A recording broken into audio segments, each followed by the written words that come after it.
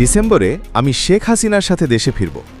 হ্যাঁ, এটাই নাকি বলেছেন বিশ্বসেরা অলরাউন্ডার সাকিব আল হাসান দেশের বাইরে থেকেই।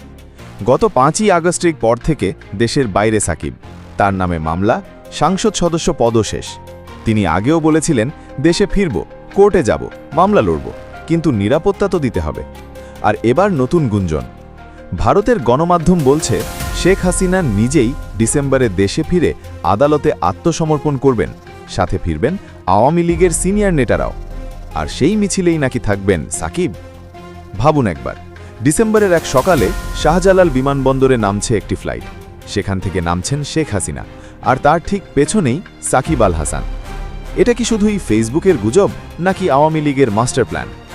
বিসিবি কিন্তু এর মধ্যেই বলেছে আইনি জটিলতা শেষ হলে সাকিবকে আবারও জাতীয় দলে স্বাগত জানানো হবে।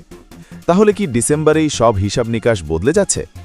একদিকে মামলা, অন্যদিকে কোটি ভক্তের ভালোবাসা। সাকিব কি পারবে সব বাধা পেরিয়ে ফিরতে? আর যদি সত্যিই শেখ হাসিনার সাথে ফেরে, তাহলে বাংলাদেশের রাজনীতি আর ক্রিকেট দুটোই কোন দিকে যাবে? আপনি কি চান সাকিব ফিরুক?